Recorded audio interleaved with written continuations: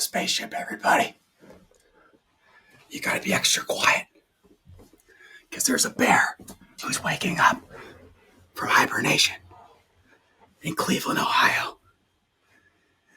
And his name is Mike Clevenger. Happy Mike Clevenger Day, everybody. Now, so isn't going to really talk about Mike Clevenger at all because I've gone over him plenty over the last couple of weeks. And if you didn't have him, there's no way he's available. And if you didn't already trade for him, then he's for sure not getting traded now because he has all the upside in the world. And something goofy that I did not think about putting together until just yesterday is a Twitter account. Fantasy baseball requires you to make in-the-moment decisions to better your team all the time. It's a classic adapt or die situation where players are getting hurt, people are coming off the IL, people that you forgot about are coming back into the fold. And there's just so many players and things to keep track of. And I'm borderline over-compulsive, obsessed with this sort of thing. So that's why I do the work for you. That's why you listen. This is why you subscribe. And this is why we are friends. I consider us friends because anybody who loves baseball is a good guy or a lady to me. So I got a Twitter account. Go ahead and follow it. I'll go attach a little QR code here on the screen. So if you're watching on your desktop computer, you can go ahead and scan with your phone, or maybe just look for a link in the descriptions. But you know what? We'll see how how much time I have to do said thing. So, man, we've been at this for one whole month, and we are almost at 100 subscribers, which is wild because I'm kind of a goofy guy, and the fact that you guys listen to me as much as you have, it's fairly wild. In the last episode, I kind of talked about my stats, and I kind of forgot to forgot to show my analytics for my lifetime, meaning like for 31 days. Do you guys hear the train? I am a train. There's a train right by my house, and it runs by at all hours of the day, early morning, at night, and it lets you know that it's coming so that you don't get smacked and stuff. Anyways, I'm off topic today. My ADD is really kicking in. So we're almost at 100 subscribers. And what's fun about that is if you're one of my subscribers in the top 100, let's say top 105, whatever, I'm going to have a prize, something free for you. You know, kind of like why you guys jumped in on the boat to start is that it's a give and take. You guys give me awesome insights, and you guys give me great feedback to create a better show. And I try to provide you with tools that you can use to better yourself on your own and, learn from and constantly evolve and get better, just like anything in life. So when I hit 100 subscribers, which I'm currently at 96 or 97, I'm going to have a freebie, a physical thing that I'm going to physically send to you if you so do choose. And I'll announce what it is when we get there by maybe the end of today. But anywho, know that I want to give back to you because you guys have given so much to me, and I really appreciate support. So let's get into the actual episode. So I want to go over Brandon Marsh. And why do I want to talk about Brandon Marsh all the time? I've talked about him several times. Why do I keep bringing this guy up? News is that his main competition for playing time just got sent down to the minors. So what does that mean for Brandon Marsh? Brandon Marsh is going to be an everyday player finally. Before he was kind of playing 3 out of every 4 days, slotting in as a pinch runner, slotting in every now and then. Now he's going to play every single day, and along with playing every day, gives players a better opportunity, to actually get in rhythm and play well instead of platooning. Unless you're Jazz Chisholm and you play 2 out of every 3 games or 1 out of every 2 games, you sit against every left-hander, except for today. Players don't really get into a rhythm when they're just as a platoon. So Brandon Marsh, pretty exciting to see him get his first opportunity to really play full-time and earn his position. So sad for Joe Adele. We don't really care. Cast him to the side. He's back into the minors. But Brandon Marsh, only 30% owned across ESPN fantasy formats. He's only got outfield eligibility. That's all that he'll play. But he's got a lot of upside. So he's regularly hitting in the 2-hole. So far this year, he's hitting around 260, and I expect him to stay around 260, 250 plus at very least. And he is the fastest player in their organization just about. He stole a ton of bases in the minors. He's already stolen 3 bases across his first 61 at-bats.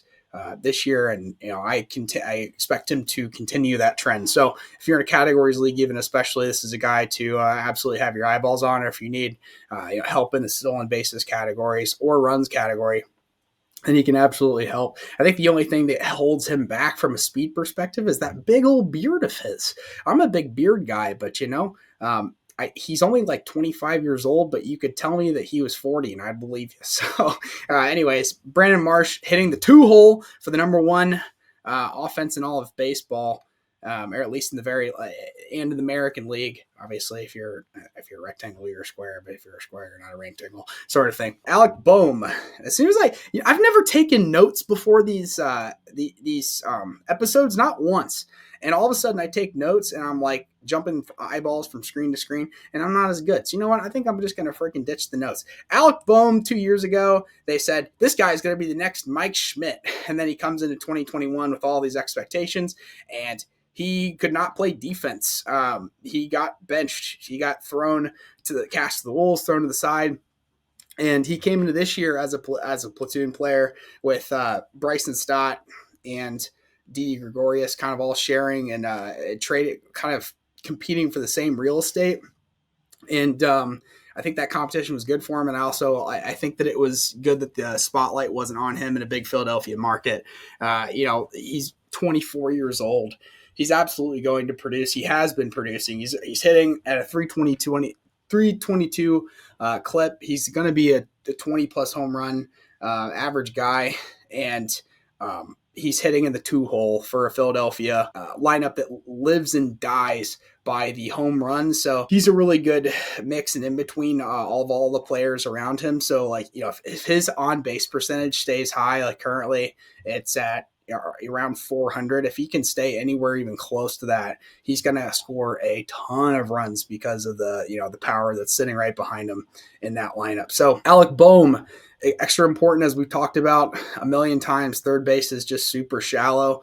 There's not many that I trust. There's not many that I love. I loved Alec Bowman last year. Lost a little bit of faith in him. Even in my dynasty league, I dropped him, and then he got picked up for $1, and I kind of feel salty about it. But Alec Bowman, I think, is a really solid guy, hitting the 2-hole for a Philly lineup that should score a decent amount in a home run friendly ballpark. Next is Kyle Lewis, who you have all forgotten about for sure. And if you hadn't, good for you. But Kyle Lewis was the 2020 AL Rookie of the Year. He was on pace to hit 30 home runs, if not for a shortened season. Was a bona fide all-star.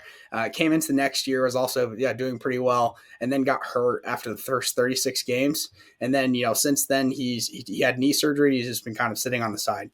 On top of that, Seattle has the most crowded outfield in all of baseball. It kind of reminds me of the Reds even like 3 or 4 years ago. You just don't know exactly where everyone's going to fit in. But if Kyle Lewis comes back and hits with power that he was hitting with before when he won AL Rookie of the Year, he's absolutely going to slot in. And, obviously every team has a DH space. But with Jesse Winker sort of really locked into that DH role because he's not the quickest of the outfielders. I love Jesse Winker. I'll take him back in Cincinnati any day, even though he's struggling to start the season.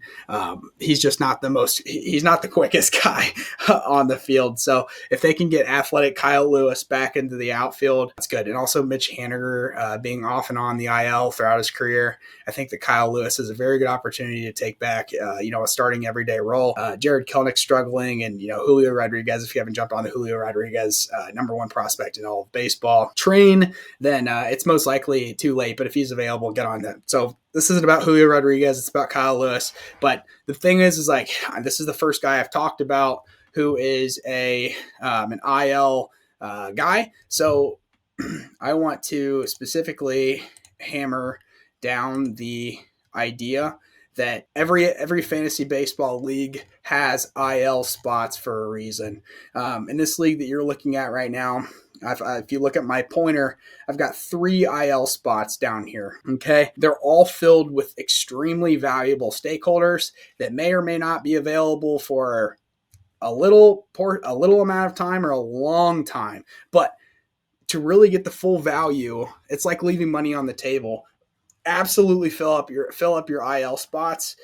Don't claim for players, but absolutely add them. And if you don't have an ad limit like per week, there's no reason why you shouldn't have all of these IL positions filled with someone, because once they start to come back healthy, they can either fill into into holes of your lineup as you go, or trade them, which is what I did. I went over last episode how I traded Mike Clevenger and Brandon Lau for Brandon Woodruff, and what happened was Brandon Woodruff exploded yesterday for ESPN standard fantasy leagues. Had 24 points, 12 strikeouts. So, you can make these on the fly, adjustments as you go, but having this extra, platoon resource, just all these positions filled, is really good. And usually, unless it's like one of the top guys, like Ronald Acuna Jr. to start the year, or a Tatis Jr., you usually want to keep IL slots as pitchers, because people seem to care more about pitchers. They have more perceived value, because when they go out, they have an opportunity every time that they pitch to score you 30 points or so, which is exciting to see. It's kind of, you sort of forget that your batter is above or scoring the same amount, but it's just in smaller chunks each day. So when you have starting pitchers on the mound, it's normal to just want to scroll down to the bottom, to see how your pitchers are doing, instead of really checking out like, man, my batters are also doing well. So just something to keep in mind, which is why I bring up Kyle Lewis. He's coming back in the next 10 days or so. So we'll see how he does, and hopefully he gets a lot of playing time, but he might be able to boost your roster. He's only 26 years. Next player that I want to talk about is Sheldon Neuse.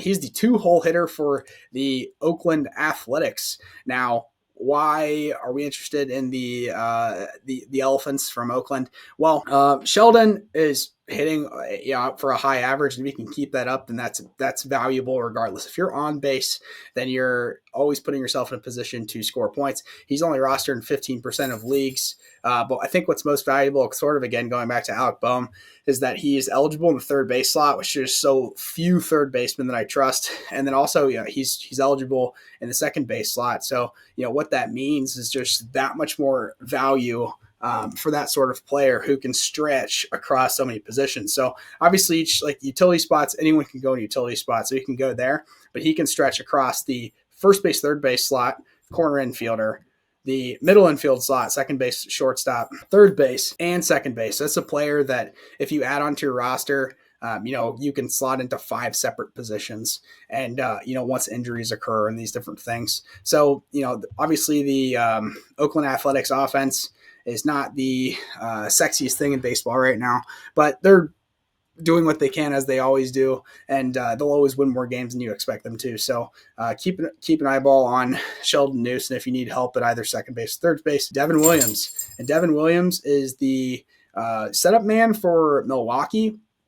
And what we haven't seen yet is a Josh Hader hitting the IL, but he started to have back spasms yesterday. And when it was his opportunity to go clinch his however many save of the year, he didn't show up, and they announced that he had back spasms. So for whatever reason, as a very short-term fix, Devin Williams, who is tied with the scariest pitcher out of the bullpen in all of baseball, with his counterpart Josh Hader. These two players are exceptional at their jobs. Devin Williams will have all of the opportunities in the world to get saves. Again, he had one last night. He has 2 on the season already as a setup guy. The Brewers are going to keep winning games because they're in a horrible division. And again, if Hader hits the IL for any amount of time, this is an incredible short-term pickup to grab you saves.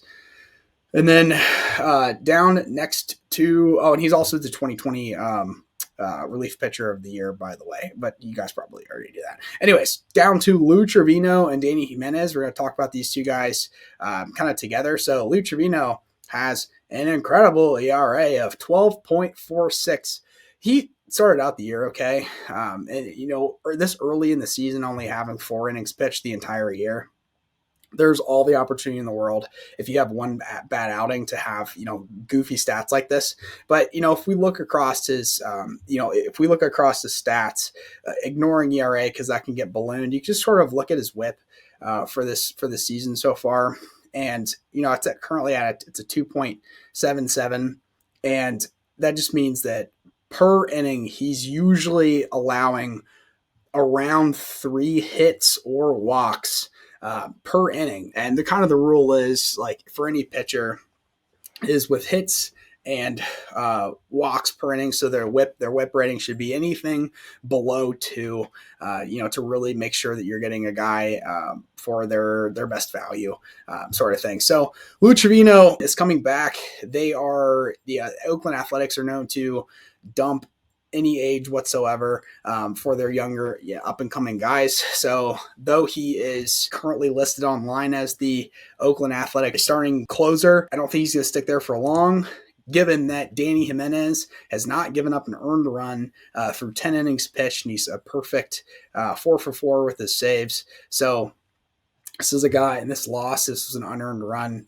that he got brought into with, like, bases loaded last week. So I don't really consider that his issue, but he got stuck with the loss because, again, it was an unearned run. Danny Jimenez, I think, is going to take the reins and be the closer of the Athletics. And why am I talking so much about closers for the Athletics is I've got a soft spot for the Athletics in general. But over the last, going back to 2016, playing fantasy baseball, and I played fantasy baseball even before that, but since 2016, I've been playing fantasy baseball competitively for money.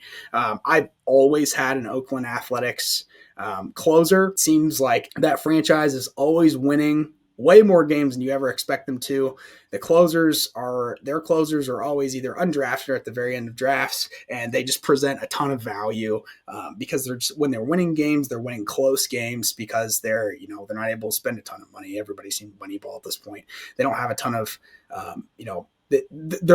their gig is not to bring in superstars. They're winning with people that are 23, 24, 25 years old, people that, before they hit arbitration. So Danny Jimenez, another really young guy that's been absolutely perfect filling in for Lou Trivino when he was hurt. Lou Trivino making his debut last night and giving up a ton of runs and losing the game versus the Tampa Bay Rays. I think that Danny Jimenez is going to take over that role full time. If he does, that's good news, given that across a short period of time here he had 4 saves. And the next player I want to talk about is Shane Baz. So Shane Baz is the number 12 overall prospect in all of baseball. And it's like grabbing a starting pitcher that you don't know for the Indians. You kind of just trust that the player is going to be good, given that everybody else, historically has been good at that position on that team. But to me, if the Tampa Bay Rays trot out a starting pitcher to start the year that they mean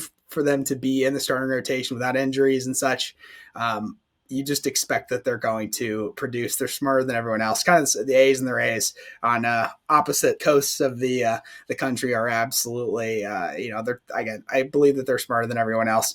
Shane Baz is not available in most leagues. Some of these people, like, they're having injuries. He hasn't played any at all this year, so he just keeps getting dropped little by little because people kind of forget that he was he was drafted 200th overall, which is a really quality pick still. So understand that Shane Baz is coming back very, very soon, within the month. This is somebody to actually keep on your radar. And if you have open IL slots, fill these players into the open IL slots because there's no penalty for said thing. And then his running mate down here, Louis Patino. Louis Patino is the number 23 prospect in all of baseball in 2020. He had some stats this past year. He only succeeded in a kind of a short starter role. Both him and Shane Baz should get around 120 innings this year. Once they come back, they should be pretty quality. So again, they're just starting pitchers for the Rays. They have the stats and the bona fides to go along with their with their player profiles, but there's no penalties for putting these guys in your IL slots, and as they come back, you can either use them as trade pieces or fill in your own gaps as you go. So I think that's like the only updates I have today. I really support I don't support you. You support me. We support each other. But I really appreciate the support. I'm having all kinds of fun. We'll keep trucking along, flying through space, and I hope that you are doing well. Just because I feel like I need to, because we're having so much fun here, I will just go check and see how I'm doing this week. I know how I'm doing this week, but currently leading this league in points again for the week. So I'm up 162 to 73. And if I come back, I'm currently up 374 to 243, and I'm the leading scorer in this league as well. So I just always want to make sure that you guys know that, I'm not just spewing a bunch of crap. I want to be accountable to the advice that I give you. Your success is my success is your success, sort of thing.